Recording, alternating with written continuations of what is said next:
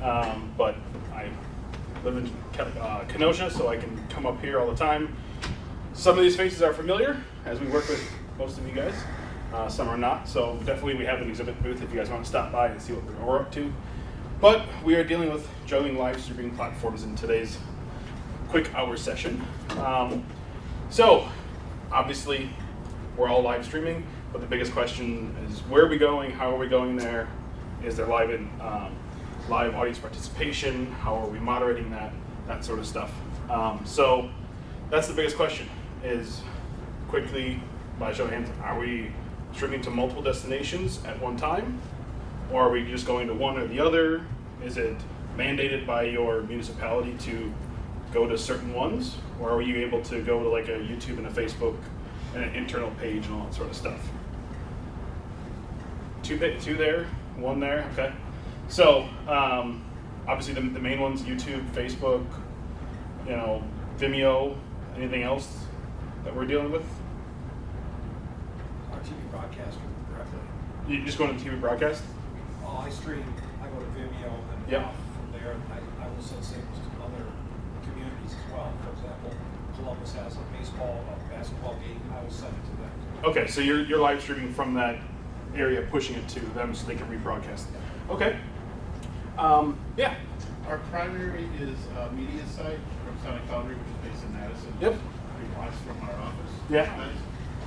We also push stuff that we feel would benefit from Okay. greater Oh. searchability, I things thought you like that. guys. It's not my Okay. gig, I'm just talking. So the media site's Sorry. you're essentially your own private streaming Correct. through your website, but you want to be able to get that wider view and whatnot. Makes sense. So yeah, obviously that's what we're dealing with in today's world is how do we get to multiple places at one time, or do we go to one and point everybody else somewhere else? Give an internal stream, and every link that you give out just points back to your website to get traffic that way. So you're not dealing with ads popping up and all the other monetization stuff. So that's the biggest thing. You usually have one production switcher, but you need to feed multiple outputs. So is it IP based? Are you doing baseband video out? That sort of stuff. So it's more or less coming up with the right options of internal sites great for traffic. Usually community media is on the government website, but it's buried at the bottom, hard to get people to, that sort of stuff. Derek, one of our other partners here, he bought a GoDaddy domain and pointed it to his little buried website. So that way you don't sit there and try to go to the government page and go 3 or 4 pages down to get to your media streaming. Buy your own domain, point it directly to that. You go to that page, it just links right over. So that's definitely a way to do that. Usually with that sort of video, you're going to be embedding streaming via Vimeo. You can put YouTube stuff in there. But again, getting all the rights and legalization to stream there, making sure all your music's royalty free, that they're not going to start tagging your video as community issues or whatnot. That's a big problem there. Anything else to add on your end? No, we get a lot of flags on inadvertent YouTube picks. Our mics pick up music they're cranking over the PA system at an event. Yep. Get a flag. We haven't been polled yet, but we are definitely streaming it to YouTube. I'm not using the microphone. Hi, I'm Paul Zwicker, Oca Media in Oregon. We definitely stream directly to YouTube via our current provider, which is Teradek. We had been on earlier had been on a different platform than we now are on with Teradek brand. We have their encoders, so we went with their software as well and their platforms.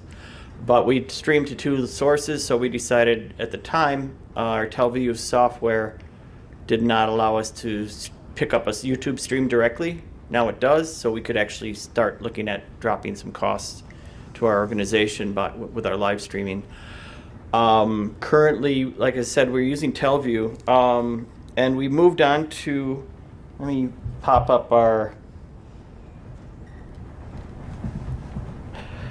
this up and hopefully it'll find it. If it doesn't, we're not sure why. Nope.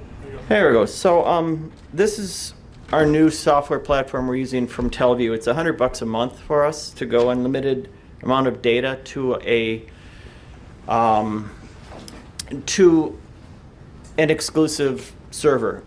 We used to have the lesser quality, or I don't know, we used to run into demand problems. We think we would have YouTube, we'd have stream drops, live streams would drop when we were on their lesser platform, which went out to a Virginia-based common server that we think was simply getting overloaded. We don't know. We couldn't track it down. So we upped our level to core, which allows us to go multiple encoders to multiple locations and multiple in at the same time if we want. You can see our encoders right here. We've got 3 of them. One the school bought for us because we do so much with the school. One we own. Actually, the school bought 2 of them. And one we bought through the funds we get from our village. The reason we went up and kicked it up a notch is because we ran into some troubles with our live streams at village and school meetings, and they were having none of that. They got used to having a solid system going for a long time after I came on. We weren't even live streaming our school board meetings 5 years ago. They were streaming them through Charter, but they didn't have any audio, which was an interesting board meeting. So when I came on, I kind of remedied that. But anyway, multiple platforms going for us means YouTube, and it means going directly to an RTMP site, which is our Telview broadcaster. We don't need to go anywhere else. We don't need to stream to Facebook. We simply put our link on our Facebook page. Hey, and then we give everybody a heads up. Soccer game tonight. Tune in. And my social media director is in charge. So we are, in effect, cross-platforming, but That's all you got to do. You're trying to reach multiple we're platforms. hitting people, yeah, and we're getting more and more hits every year. We've got 13 and almost 1,400 viewers in our little village now, or I should say subscribers to our YouTube channel, which popped up about 400 in the last 6 months, which is nice. I could monetize, but then again, we run into a lot of commercials popping up in front of our live events, and to what effect? What do I gain? What percentage of a nickel or a penny do I gain? Not much. But this is a very neat platform. I'm not sure I'd love to learn more about other platforms. We just simply went with this on recommendation. Our Telview broadcast company representative, our tech, said this is Teradek is a very popular platform. It's a very popular hardware system. We also have a Bolt 500 wireless camera system that works really well. So we kind of continued along the lines of what we knew. That's why we're with Teradek. As I said, though, I might be able to step away from this and just go directly with Telview and save myself $1,200 a year in fees, which we are going to be looking at very soon. This is a neat platform, though, because I can tell it where to go. You know, I can tell it to go to which encoder to go to. I don't want to start goofing around. We got a live stream tonight. Which encoder to go to where? So we've got one encoder, school encoder number 1. School 1 is going to Telview and YouTube if I wanted to.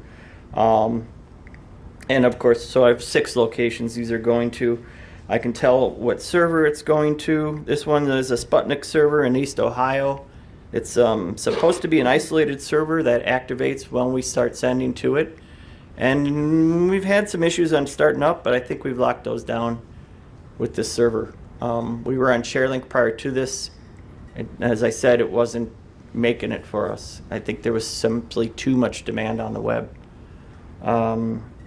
So we can record off this. We can put overlays if we want to pay for that. We could put a scoreboard over this. We don't. We choose to use another system for that for our sports. We've run into a lot of problems over the years, even with internet dropping out, with us pushing too much data out, with pushing too little data out. So it's been a very demanding thing to learn for someone who's not tech savvy in that sense. I'm a good camera op, but all of a sudden I'm learning bit rates and things like that. It's a learning curve that can be hopefully avoided and maybe the better software is out there, and I don't know about it, and I just need to learn about it. But that's where we're at. We do stream a whole lot. We probably put out 2 or 3 streams a week. Oh yeah. I mean, I know I have some clients that are streaming every day because of just the sheer amount of data that they're pushing out. We talked about it earlier in the Best of Both Worlds meeting that you have committees and boards that all of a sudden want this sort of streaming to be able to be remote access, that sort of stuff. They may not have your TV broadcast, but they get people that would normally come into those meetings to have input. You now need to stream, so you have to figure this stuff out. So, obviously, Core is great because you have encoders that can point to different locations, and you can take them on the road as long as they're on the public network. Usually, messing with IT to get those encoders to work from external to come into your network and whatnot. Like Paul said, a lot of us are just becoming pseudo IT guys, able to do these things, if we don't have a full IT staff to figure that stuff out. So Core is great. Something else that we, as Kiko, use a product called LiveView. So they use something as simple as their LiveView Solo. It's, I can't tell the exact price off it. I know it's super inexpensive, but it's just Wi-Fi based or Ethernet based, and you can live stream to YouTube, Facebook, right off the system. SDI, HDMI in, pop it on top of your camera, get on Wi-Fi, hotspot your phone even. I did a product demo of streaming my wedding that way because I had a COVID wedding. So I was like, oh, let's try the hotspot or the LiveView Solo and see what happens. Create a private YouTube link, sent it to my friends and family. 6 of us there and 70 some people watching at home. Okay, I guess people did want to watch the wedding, but sure. So you can start with stuff like that. It's good. Again, it's going to point to your YouTube page, your Facebook page. Same idea. You log in, put in your stream ID, your password. Usually with those applications, you're going to have to allow LiveView to interact with it as you and whatnot. But then higher end, we can start getting with their actual LU 200 and 2000 systems. So you have a camera out in the field, you're going out and taping a football game, and you need to get it back home. How do you do it? They have bonded cellular. You can actually live stream back to a server in your facility that will then play out directly to whatever you need to. So, remote production is a lot easier. Live is a lot easier, that sort of way. And just like that, it's a web UI, log in, here's my encoder. Do I want it to come back to my facility, or do I want to go right up to a web page? And reconfigure that with stream IDs and passwords, ready to go. So the big one is still, what's your end CDN that you're going to be using? Yeah. YouTube, Facebook, Vimeo, live stream, whatever you want to use. But then you're picking out the hardware, making sure it's in there, and that they have a tight integration. Because probably last summer, it started out where, TriCache was obviously big in our world, but Google decides to update the YouTube plugin weekly, and it will break your stream every time 10 minutes before your production goes live. You will always have to deal with it. So it's just one of those things, you're always messing with it, doing updates, or just saying, we're going to let it roll until it breaks, but we've had to plan this. So you're going to have these little headaches. Pick one, go with it, If you're in the same facility and you need to be able to stream to multiple out, we actually have a setup with City of West Dallas that we have 4 AJA streamer. So it's SDI in, and we have one for their internal network, one for YouTube, one for Facebook, and that way we're not taxing the production switcher. Did you not know about those streamers? You looked at me and I was like, I hope they're still using them. We put them in. So instead of taxing the TriCache to do that streaming, which obviously we can have problems with because TriCache can only do so much, it's just SDI video in, pre-configured, ready to go to YouTube. Press the stream button. You're not messing with the TriCache to do that. You're going to get a guaranteed good stream at that point in time. You're not going to get the drop frames, the pixelizations, all that sort of stuff. And that hardware integrates a lot better with YouTube's stream protocols right off the bat. So it was AJ Hilo. Yep.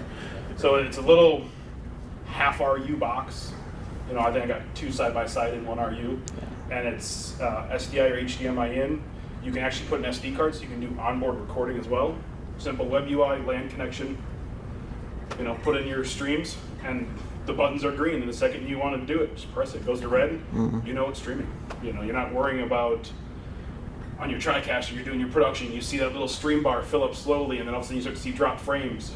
And then you're gonna get the common council member like, hey, the video's dropping or the audio's dropping, whatever this is.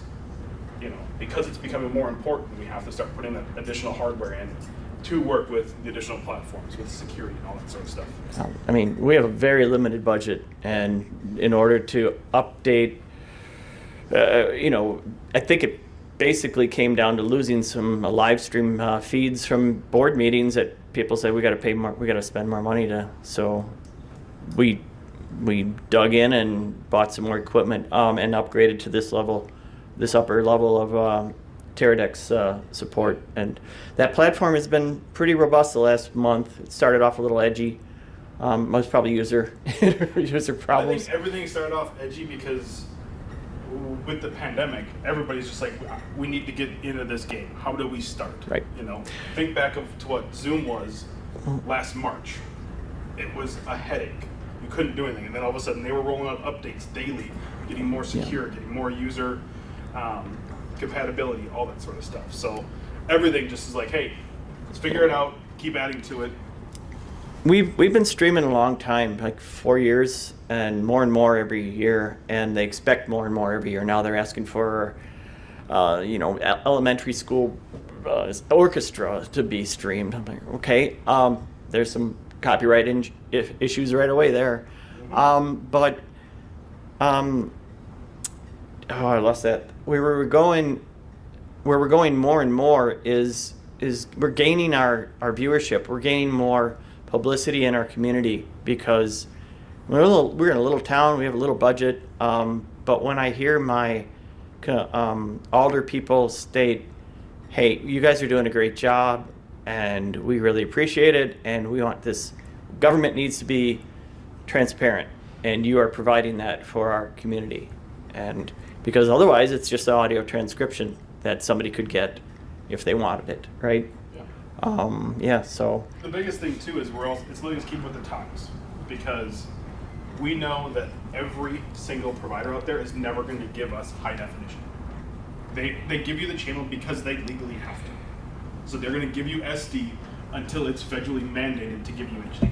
So, that's the thing, is you're getting more viewership, you're getting to be able to do technology.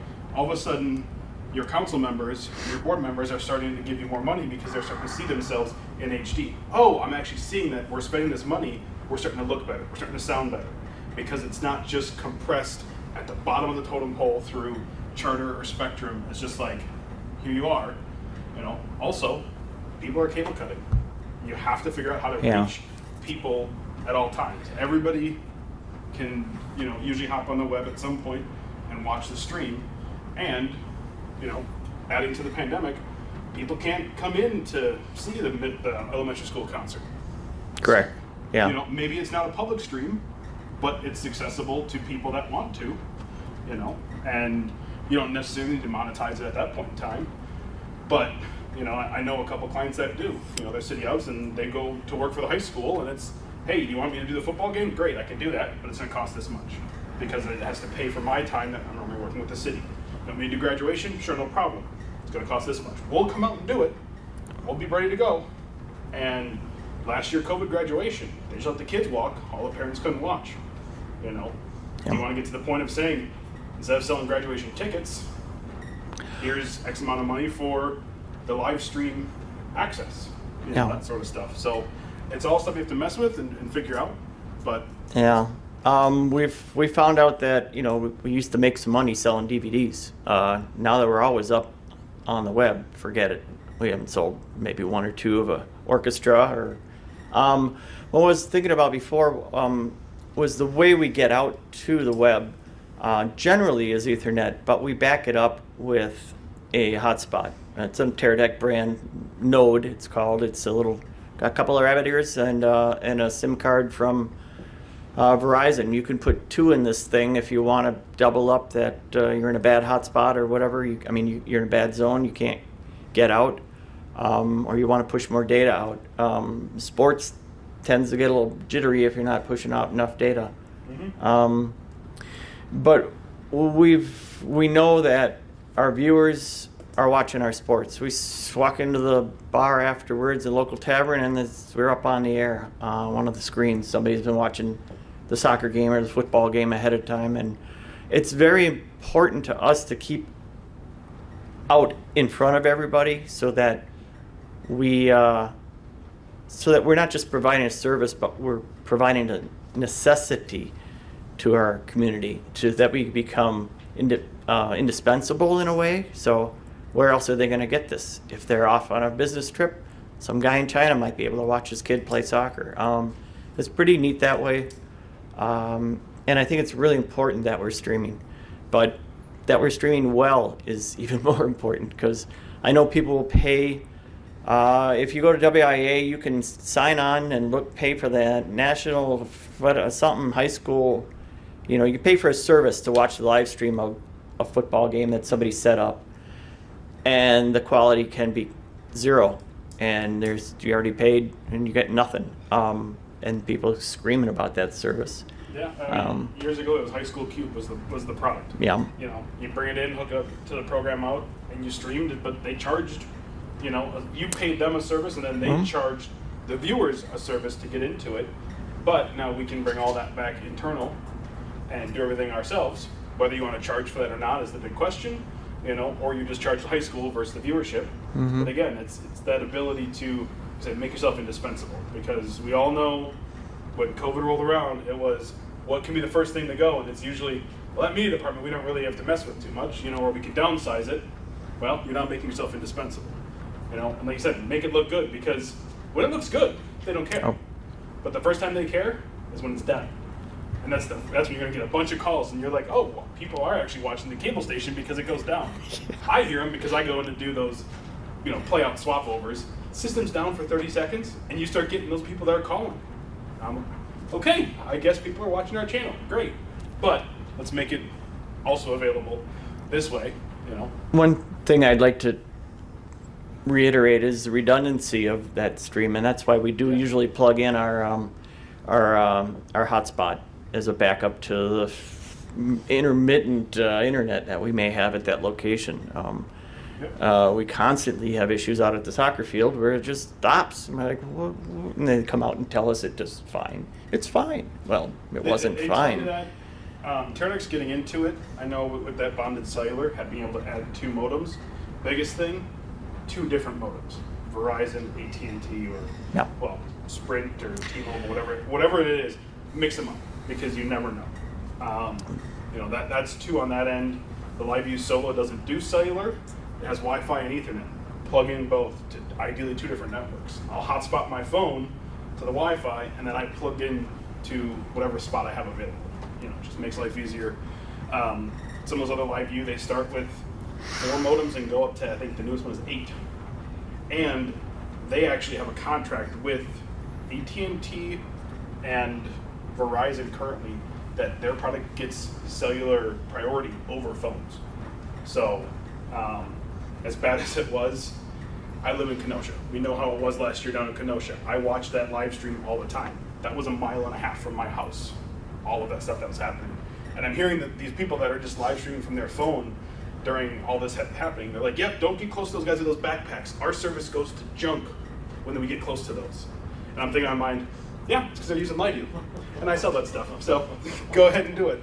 But that's the idea is, if you're just using standard mobile hotspotting to a laptop, and you get channel 4 that comes out for the football game of the week, they have LiveView. They're going to eat up that bandwidth. I will guarantee you. You have to have a backup or that redundancy to be able to make sure you're always going live.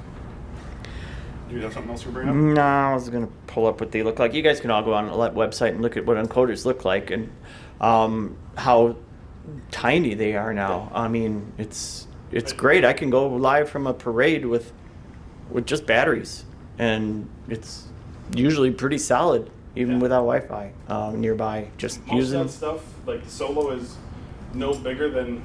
I'm making your day horrible, aren't I? Because it's back and forth, back and forth.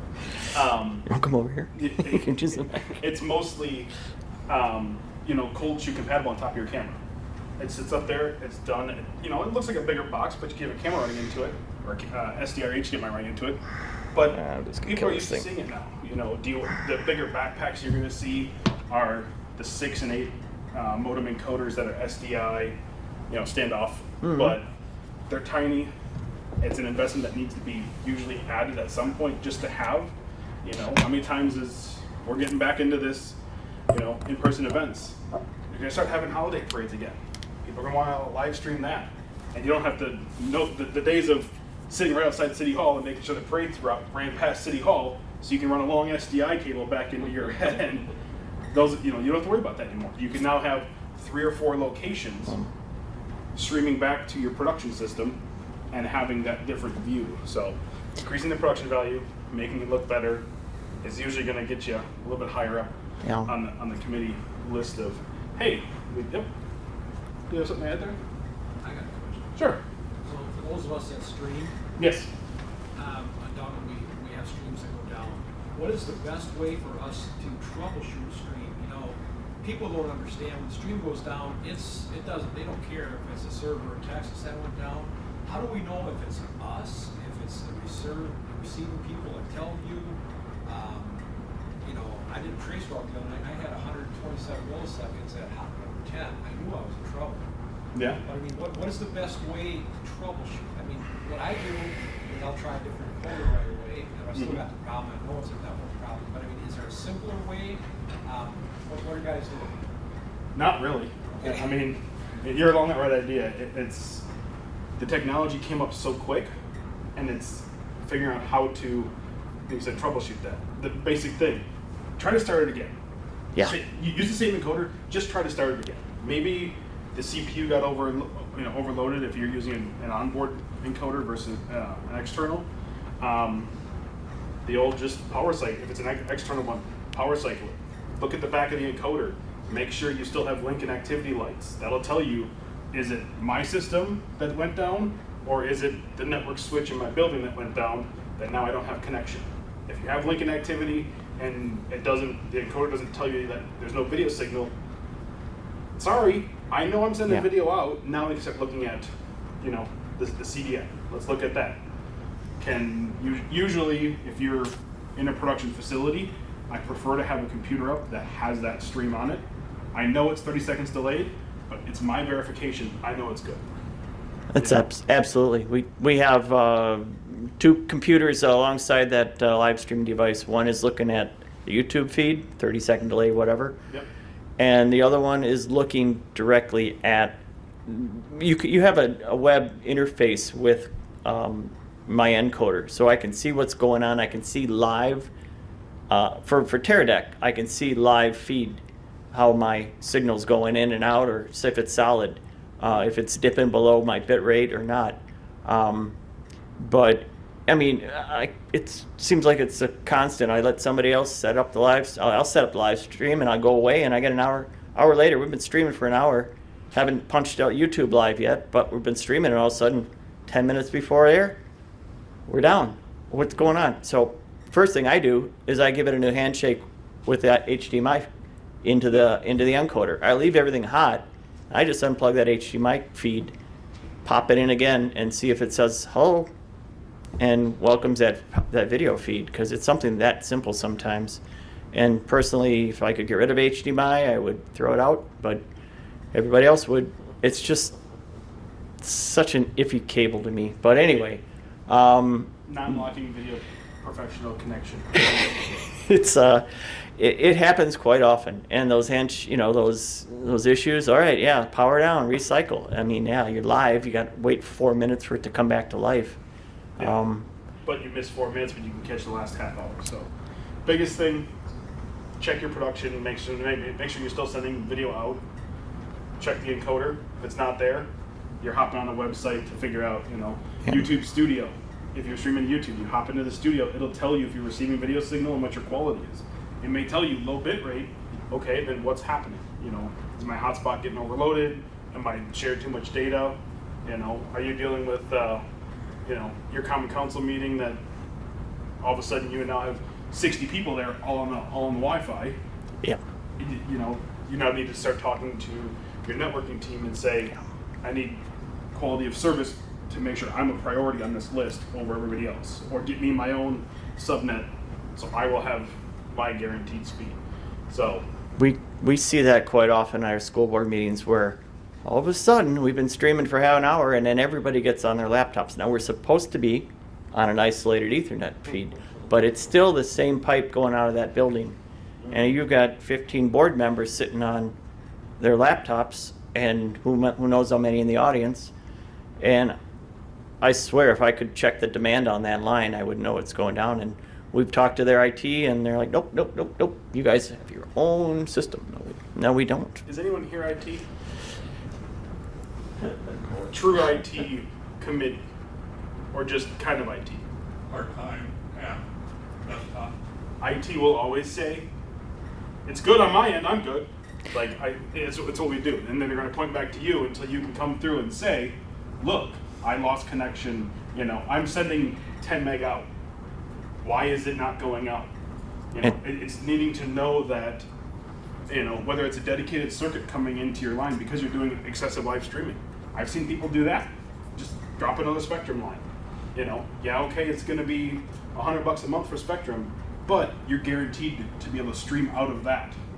And you're not dealing with the corporate or your government firewall rules and opening up ports and all this sort of stuff. You're gonna run into so many roadblocks because of having to, bring Teradek encoders back from the field into your system. Well, now you need to create requests to have them open up firewall or add port rules, firewall rules to the ports to say, hey, I need this port open on this, whatever, Most people look at it and say, this is what I need, here's according to documentation. And they'll say it's good to go, but a dedicated circuit would help a ton.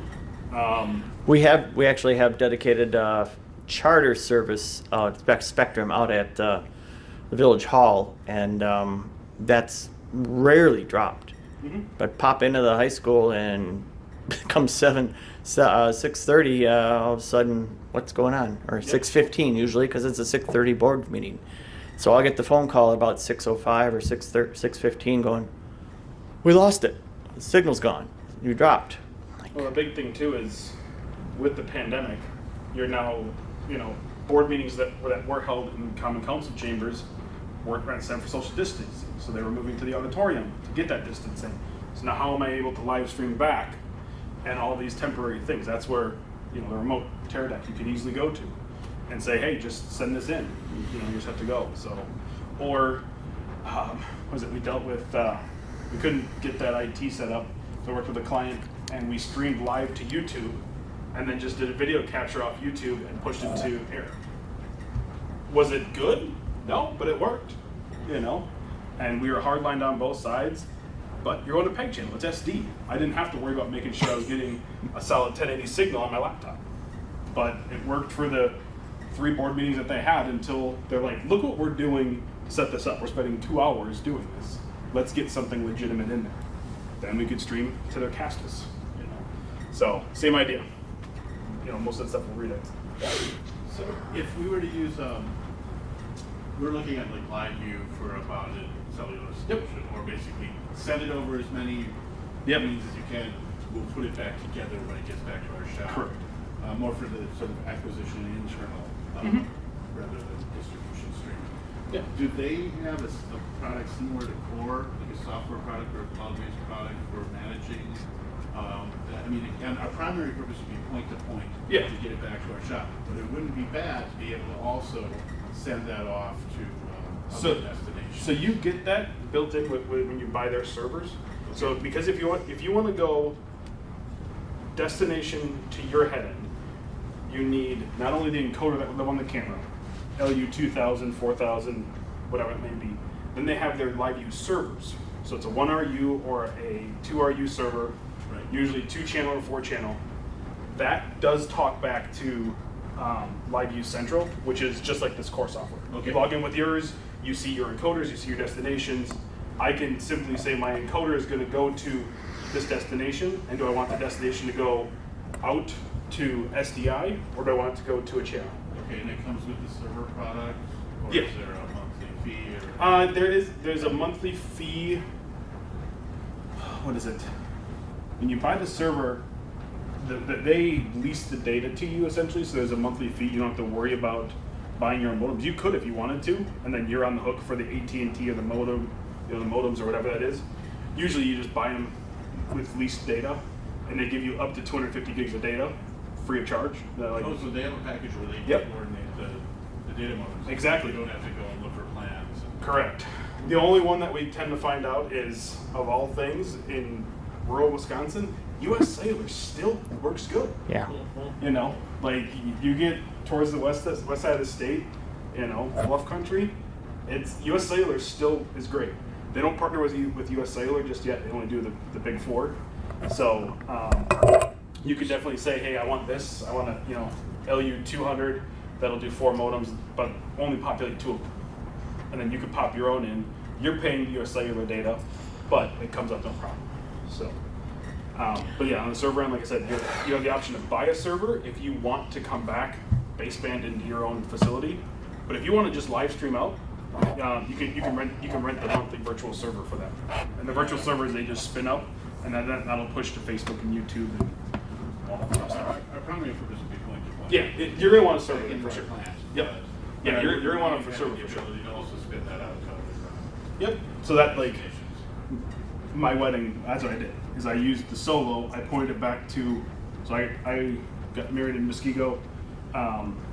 Pointed the data stream to go back to our key code server in Chicago, and then from there I push it out to you.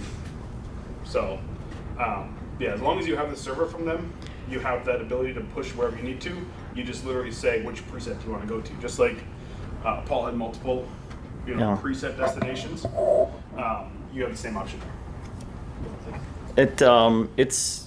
It's really nice to have that platform to play with, and not just play with, but to utilize and see the data rates. Because I'm not going to start a stream, but when I go to my destinations, once I'm going out, I can go to a dashboard and it'll show you where you're going, what's going on, what's your data rate. I can actually go into those.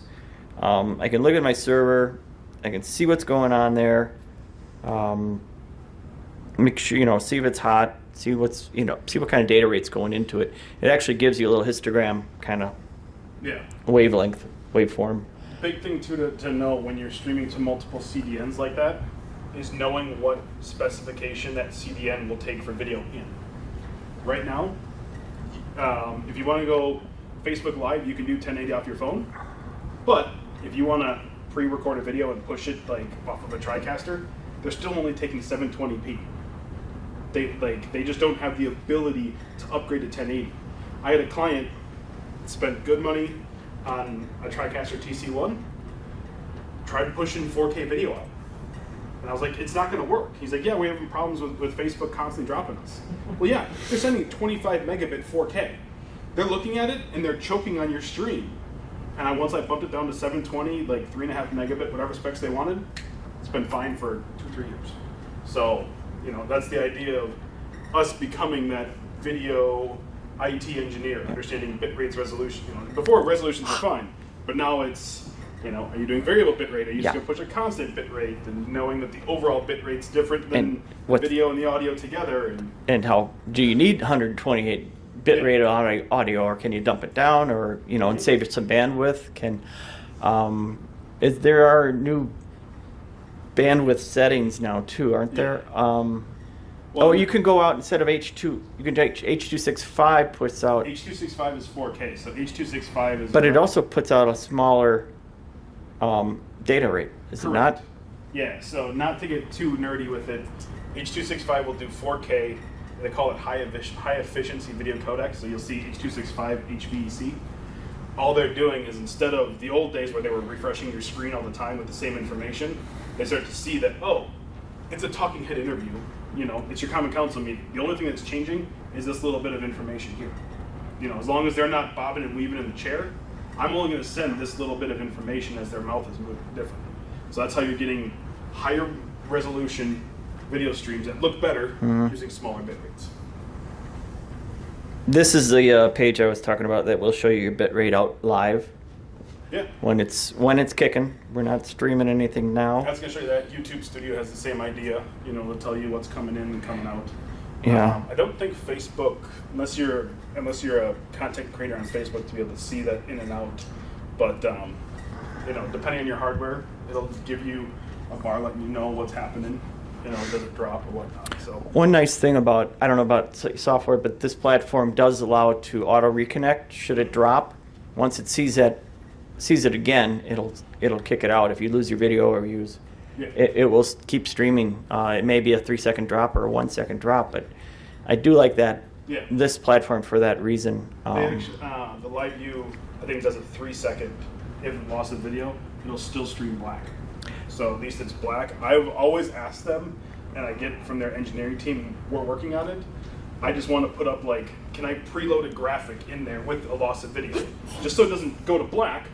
I want to say, like, technical difficulty or something that flashes on the screen so they see it, you know, and at least it's going to run that whole time to have that video overlay, you know. We're working on it, you know, figuring out what happened. Did the switcher die? Did somebody walk past and kick a cable and lovely HDMI just came unplugged a little bit and here we are. So, but yes, they do. Most hardware nowadays has that ability to keep streaming.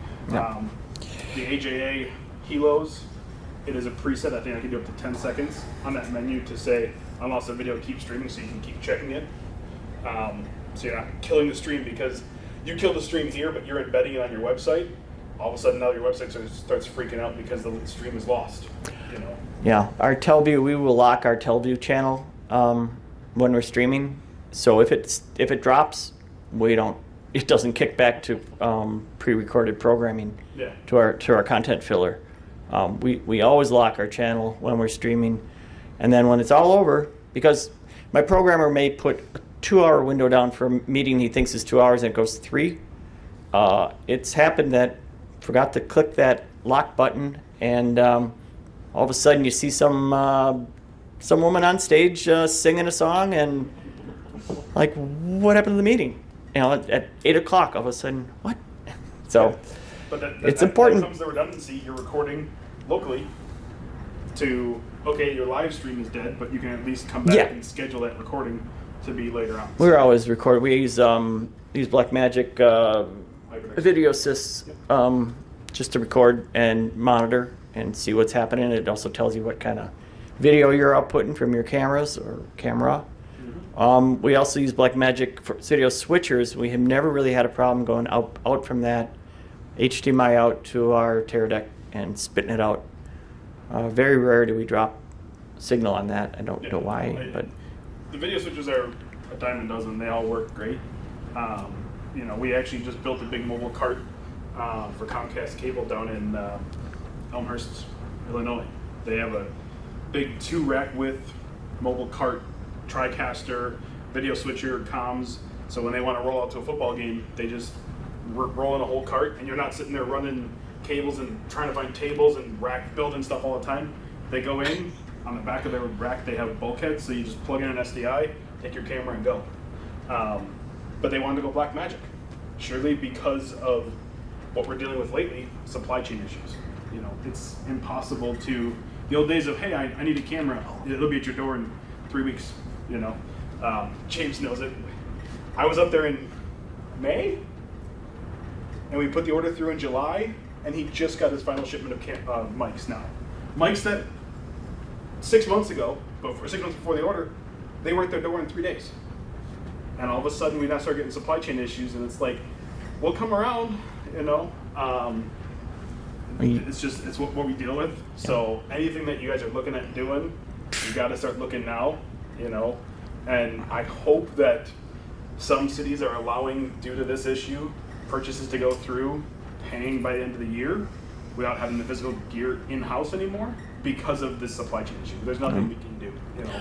All we can do is say, hey, we'll put the order in, but, you know, Shure or Blackmagic, they won't give us a hard date until we put the order in and say, okay, you're good to go. And then we've had those mics get pushed back 3 times. More than that, I think. We were like, oh, I'll come up in August, it'll be great, we'll figure it out. And then all of a sudden it's, okay, the mics are now September. Okay, now the mics are middle October. Oh, now the mics are December. Cool. Oh, they moved it to November. And it's just literally every couple weeks. So that's the biggest problem we have with anything. So whether it's production systems, you know, Blackmagic, Sling TriCaster, Studio? Sling Studio. Can't yeah. get one. I wanted to ask you about that actually. Do you see, is that a product that's going to be viable for a while? Because, yeah, I mean, if you. Oh, Sling? If the link goes down, you can't get another one. No, you can't. You can get a refurbished. You can get a refurbished hub, and that's all I have right now in stock. And I mean, I can't get the camera links. I can't get anything besides that unless I want to buy used, and I don't want to buy used. Support for that product is so terrible.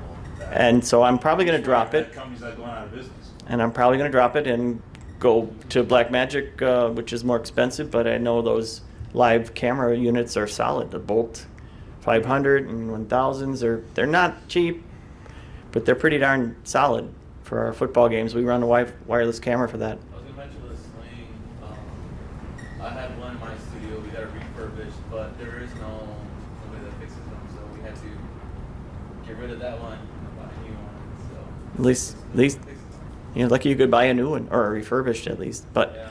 Yeah. I'm selling mine. Does anybody else use encoders right now besides a Teradek brand, or, I mean, what are you using? Well, you have Telview, right? You said? Well, that's our. We broadcast on Telview. We're using Teradek encoders. Right. I bought their Telcast 2, Okay, so I'm using. you can go direct Yeah.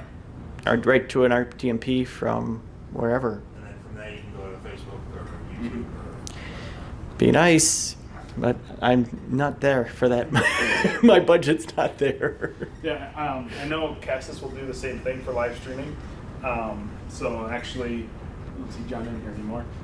City of West Bend, you know, they were a electronics house for a while, but they would need to do live streaming and VOD and get everything figured out.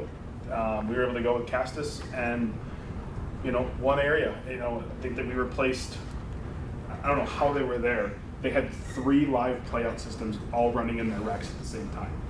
The other integrators that came in would just put the new system in and wire it in and leave the old one running. I walked in, I was like, you have 3 playouts and 2 racks. I said, let me clean this stuff up without taking them down. I had I think I was pressing down to half a rack of stuff and also the gear. I was like, I mean, realistically, wait to the WCM show, swing by. I know people are looking for this stuff just to get parts to make other things work, you know. But you know, we went with Cassis because they did their own VOD playout, so they can do live streaming and VOD built on their website without having to go to, like, you know, a media silo and build all that sort of stuff. You know, it's all done, taken care of for them. They don't have to be IT heavy. They just simply said, here's my public IP address. Cassis built the streaming page for them. You know, I know Telview does Roku and iOS apps for live streaming as well, you know, in VOD. Also great products just to be able to have that stuff ready to go and figure out what you need to do. Mm-hmm. More questions? I mean, you guys, who's all streaming right now? I mean, fair amount. So you guys are using something besides these brands. We just bought a JVC streaming camera. I don't know, you know, so that for a simple one camera shoot, you know, if it's ribbon cutting or a 9/11 memorial thing or something like that, I mean, that sort of makes like a live view kind of unnecessary. Yeah, I mean, a lot of them have that built in to be able to do that streaming. So, What's you it know. streaming to? Is it Wi-Fi Connect or is it going I to? take a hotspot with me. Okay, so you just plug it It out. to our channel. So The RTMP. oh yeah, so it pushes right back to your system. So, Yeah. Neat. And that's the thing is, I really think the live view solo is going to get wiped out eventually because people are building into their cameras. You know, have the ability to go into the software, stream to YouTube, stream to Facebook. The point-to-point you're still going to be a little tough with, but you know, everybody's got a mobile hotspot on their phone just to be able to turn it on and use a little bit of data and stream wherever you need to go. So, you know, obviously we're seeing that. I know a couple of them, you guys were using encoders, you know, built-in TriCaster encoders to stream out that way. Anything else?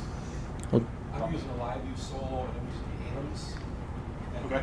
if I really want to live on the edge, I'll grab Google starts. Yeah. But I use Google for the Yeah. No, I mean, like you said, it works great. You know, have you had any issues with the live view or any of the ones? The live view? Yeah. No, that's been bulletproof. I got the LRT. I'll do like you said. I'll take. I got a Verizon hotspot, AT&T hotspot, and then I'll try to grab onto the venue's web. It's been pretty bulletproof. I can get a constant 7 or 8 meg upload all the time. Yeah. And I do watch the streams all the time, as you said. So That's I've been very happy with it. Yeah. Yeah, I mean, they've definitely taken off. Yes? What do you think about ATM Mini Pro? I bought one a few months ago. I really haven't used it much. I tested it. It looked Yeah. like it would work fine, you know, on remote production. Remote production, it's going to work fine. You know, being able to do simple web streaming, sure. You know, full-on production, you know, that you're going to always be in a mobile case or something like that. You're going to be constantly doing, you know, sports games. You probably want to switch away to something a little bit different. You know, are you comfortable with the basic small panel that's there? And Yeah. I would be for small. Yeah, exactly. Public meetings, you know, like downstairs and Yeah. set up some cameras, but the HDMI run is only like 33 feet or something. Yeah, exactly. That's the biggest thing. So you're going to be getting 4K cams are going to be, they say 33 feet on certified HDMI cables. I've seen some run up to 50, maybe 100, but that's the biggest problem. You know, like I said, it's Well- going to be your small portable stuff. Or you can always put a little Yeah. put a converter on, like we do. We run HDMI out on some of our cameras, so we can also run a monitor on that camera, Yep. and then SDI to a converter, to a Blackmagic converter. So then we run SDI out to our Blackmagic ATEM HD Studio switcher. Yeah. Um, The only thing that like you're adding more to that, which is if you're at the camera, which is great because you know you're gonna have to plug in your monitor, plug in your camera, plug in your mini converter. oh yeah. But you can at least flip it over to SDI where you can get 300 and some odd feet over SDI at that point in time. But yeah, they work great. I have plenty of people that are using them. I know supply chain on those are getting better, but when they first came out, everybody was calling us, and it's like it's gonna be a couple months, you know, just because the price point came in so well, and at that point, just buy one and have it just in case something happens. So. I'm gonna interject here and just say, first off, you want to give these guys a hand for doing this one. Interject. Alan Harper, so I was in charge of putting this session together, and I misbooked Alan, so that's on me, not AVI. So don't hold the AVI accountable. You can hold me, but these guys did great, and really appreciate your time, guys. No problem. And yeah, next session is advocating in here, I believe. So. Thank you With much. Jeff everyone. Robbins. Jeremy Crosby. And Will. And the mayor. Wait. The